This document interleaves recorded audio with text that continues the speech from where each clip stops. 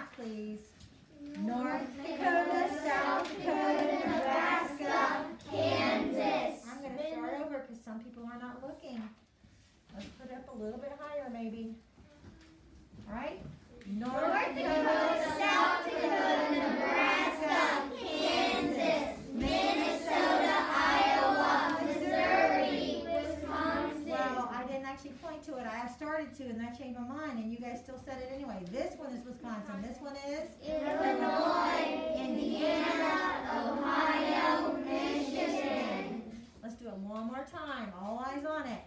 North Dakota, South Dakota, Nebraska, Kansas, Minnesota, Iowa, Missouri, Wisconsin, Illinois, Indiana, Ohio, Michigan. All right, the next one we're going to do actually only has 4 states that they make you learn. That's going to be the Southwest, and we'll be starting that soon. It only has 4 states. All right, Harriet Tubman. Are you not on the right page yet? 232. I already said that. Get the page numbers, please, and get to page 232.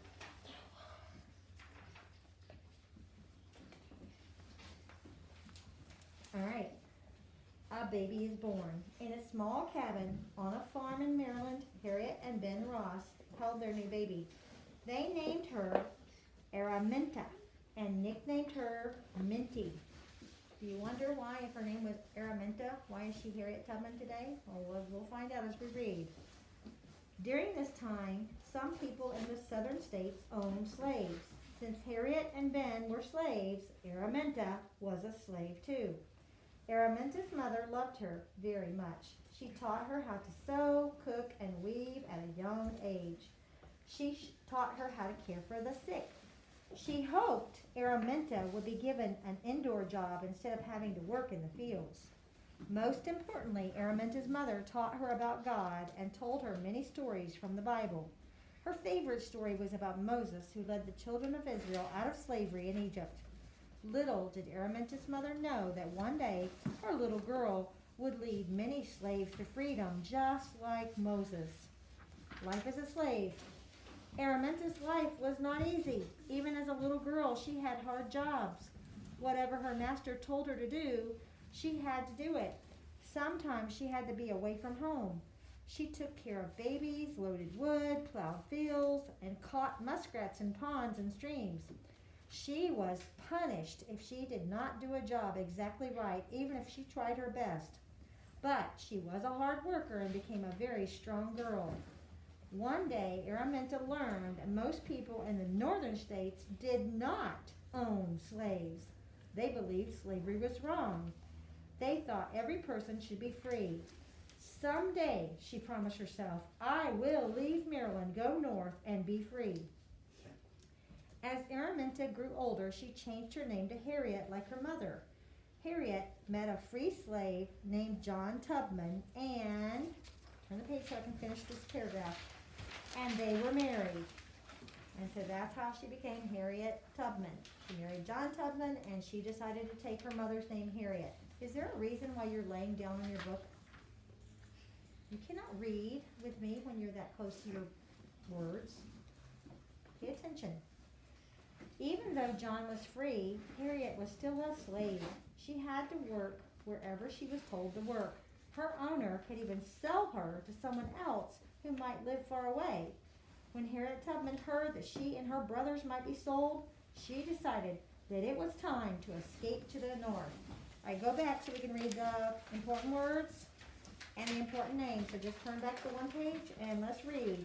Underground Railroad, a series of houses or other places where escaped slaves were held on the way to freedom in the north. And who did we just learn about that their house was a stop on the Underground Railroad? Louise May Alcott. Louisa May Alcott, their family, their house was a stop on the Underground Railroad, okay? Now this next word, I'm going to go and say it so you can hear what I'm saying. It's Emancipation Proclamation. You need to be on the right page. This is very important. Please be looking. Right there, Emancipation Proclamation. An order signed by Abraham Lincoln stating all slaves in in the southern states should be freed. So this was when Abraham Lincoln was president, and he wrote Emancipation Proclamation, which was saying that all slaves, even the ones in the South, were now free. Right? And then Harriet Tubman, a former slave who led many other slaves to freedom on the Underground Railroad. All right, now go back, and we're just going to finish page 234, and we're done. So where it says escape. So remember, she heard that her and her brothers were going to be sold to a different master, and so she decided, you know what, this is it, I'm leaving. All right, Mrs. Tubman met a kind Quaker lady. They became friends. She was glad that Quakers did not believe in slavery. Harriet, her friend said one day, if you want to escape, I will help you. Late one night, Harriet Tubman quietly gathered a few of her things and headed to her Quaker friend's house. The lady gave her directions and told her where to stop for food and rest along the Underground Railroad. Keep quiet and keep moving, her friend said. Wade in the water when you can so you do not leave a trail. Right? Because if she's walking on the ground, she's going to leave footprints maybe.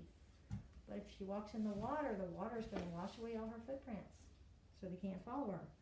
Plus the dogs also lose the scent. When a person goes in the water, the dogs go up to the edge of the water. And then the dogs, because they would use dogs to hunt down people that ran away too. Mrs. Tubman listened carefully, and then she started her journey. The Underground Railroad was not really a railroad. It was a series of homes or other places on the way to freedom.